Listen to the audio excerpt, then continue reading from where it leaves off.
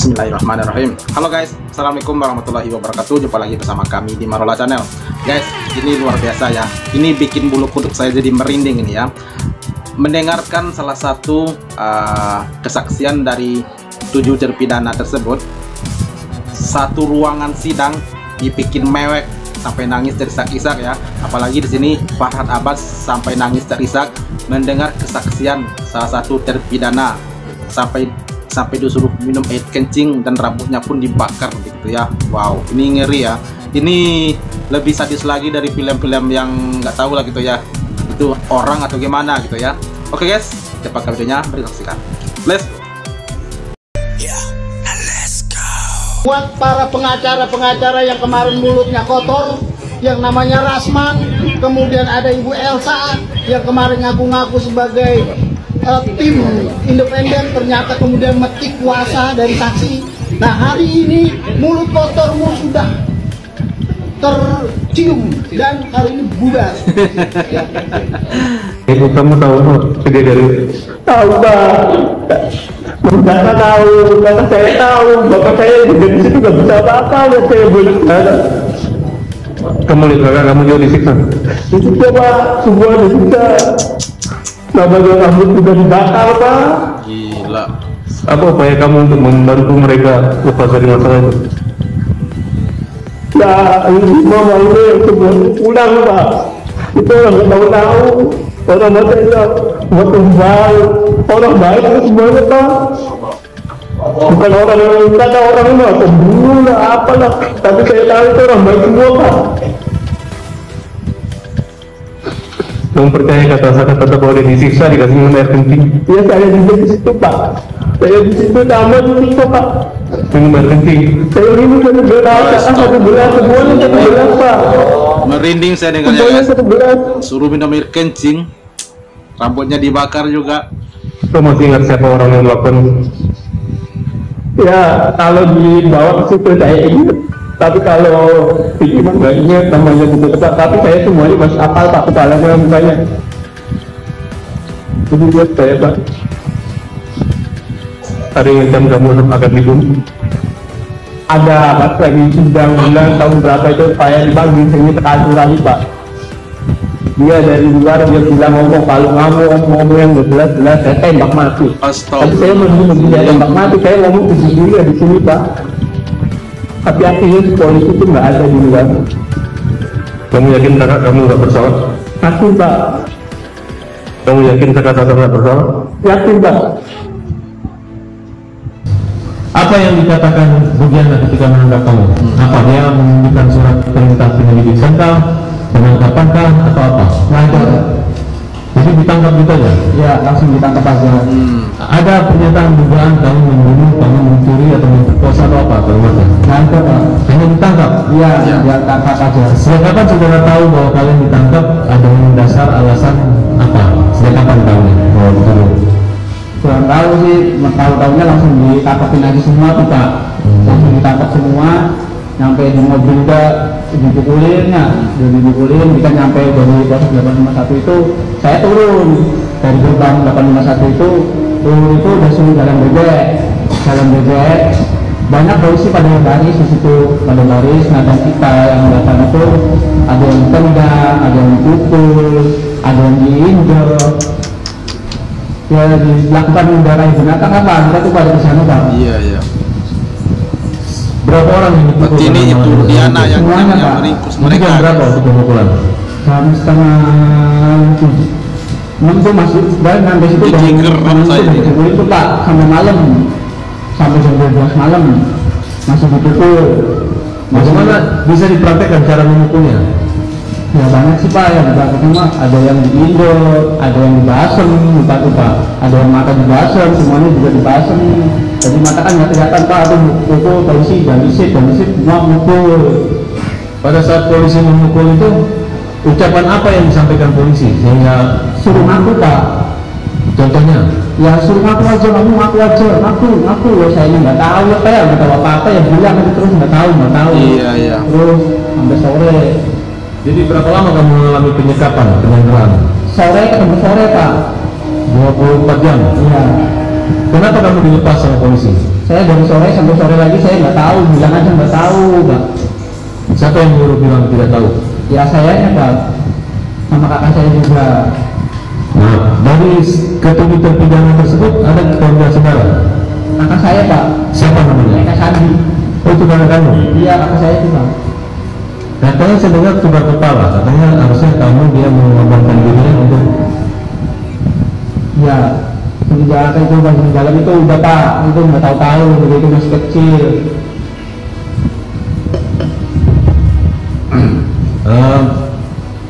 Ketika kalian mengalami penyiksaan, Iya, Pak.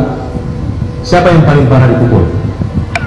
Eko, kakak saya, Hadi, Jaya, saya, Saka. Ya semuanya, Pak. Cuma ulang-ulang aja sama 1 bulan saya baru beres, minta Pak jalan aja nggak bisa, lapor aja juga saya masih takut, Pak, balik-balik. Saya 1 bulan lapor aja ditetap Senin Kamis itu saya ke situ masih tempat balik-balik, Pak. Sama siapa? Sama Ani yang di situ, Pak. Masih ingat namanya? Kalau kami nggak ingat, saya Senin Kamis itu ya lapor wajib ditambah balik-balik. Padahal itu baru seminggu, tapi ya saya kan merasa bukan gitu ya, udah sok dipukul, tapi saya merasa nggak apa-apa ya, Pak. Bilangnya udah sehat Pak, ya langsung tabrak balik Senin Kamis. Kamu pernah melihat Saka Tatar waktu dipukul? Iya, Beberapa kali Saka Tatar mengalami penyiksaan. banyak, sama banyak. Apa yang disampaikan? Dampak dari pemukulan itu harus mengakui atau apa? Harus mengakui, Pak, padahal itu nggak tahu. Eka Sandi dipukul juga? Dipukul kan sampai remek, Pak, sampai jalan-jalan aja nggak bisa ya, Pak. Sampai mau masuk ke penjara aja kan sampai pada mesot, Pak, itu tuh. La ilaha illallah. Udah darah semua, Pak, udah nggak pada gimana ya, pada nggak kuat lah. Kayak udah binatang besar tuh, dia tuh dari ke sana tuh, Pak. Udah mau nyampe penjara aja saya udah dipukulin sama gembok, baru mau masuk itu. Habis pukulin gembok saya diminumin air kencing. La ilaha illallah. 1 gelas gede, semuanya harus minum. Habis minum air kencing itu ada polisi yang bawa sniper, semua ditabokin. Ya akhirnya sampai remet, Pak.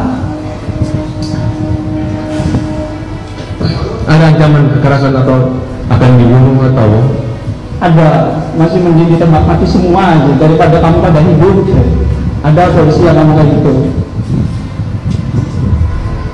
Siapa yang berjahat?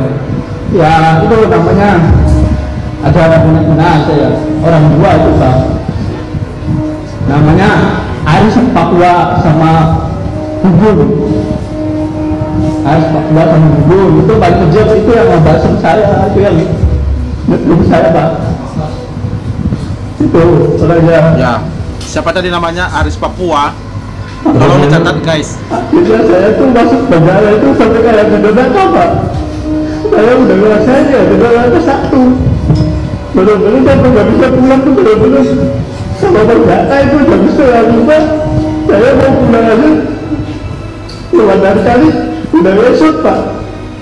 Sampai saya jalan ke atas semua itu ada yang nanya, "Maling apa itu?" Orang pada ngomong itu maling. Lalu saya tidak balik, itu masih itu, Pak. Bukan maling, bukan apa, tapi saya disuruh balik. Akhirnya 1 bulan saya baru bisa jalan, bisa makan, Pak. Semuanya, Pak, lalaki semua. Apalagi di dalam, saya tidak ada fotonya, yang di dalam ada fotonya. Dibilangkan bahwa saya ngerasain sendiri, sakit, Pak. Dulu saya dulu tahu, bukan orang muda. Tadi yang nggak tahu, bilang apa, yang dulu.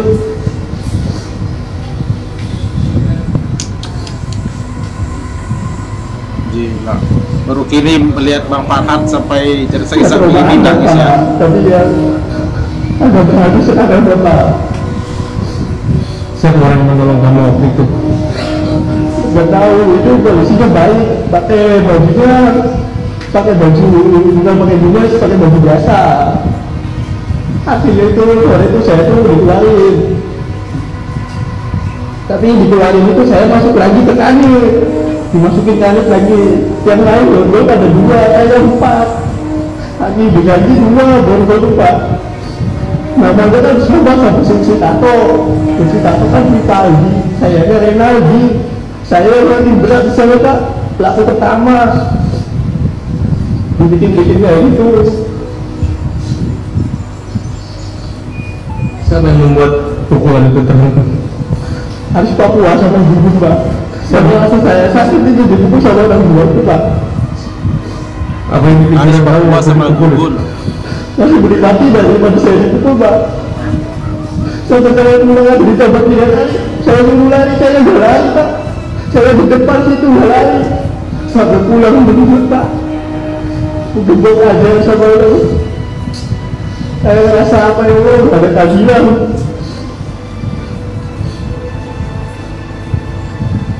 Ibu kamu, ayah ibu kamu tahu nggak kejadian? Tahu Pak.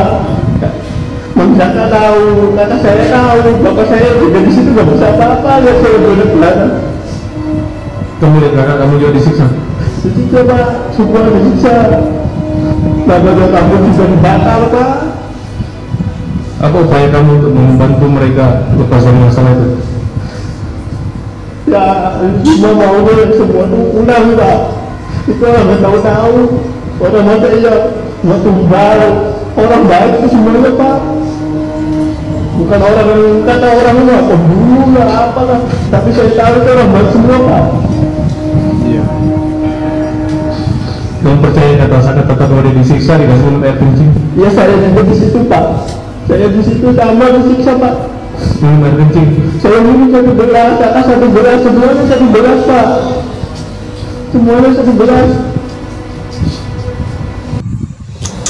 Oke, gila. Baru kali ini ya guys ya. Selama ini saya menyaksikan Farhad Abbas itu sidang di berbagai pengadilan. Baru kali ini melihat Farhad Abbas sampai menangis tersesak-isak begini ya. Ini saya pun sampai merinding ya guys, mendengar kesaksian dari salah satu mantan terpidana ini ya guys. Ini sepertinya asli di luar logika ya.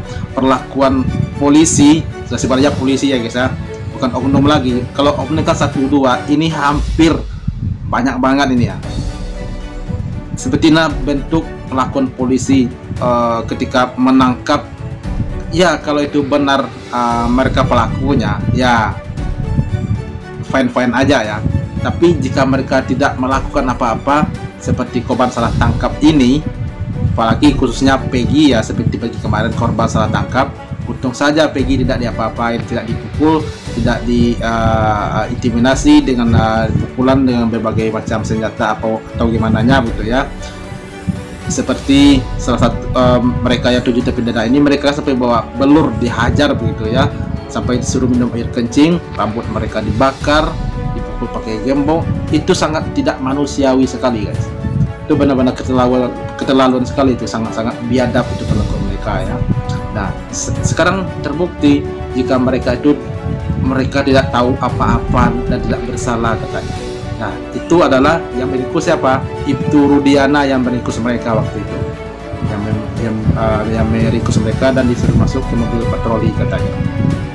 Nah jadi menurut saya Ibtu Rudiana ini harus benar-benar diperiksa, kapan perlu bikin tim independen.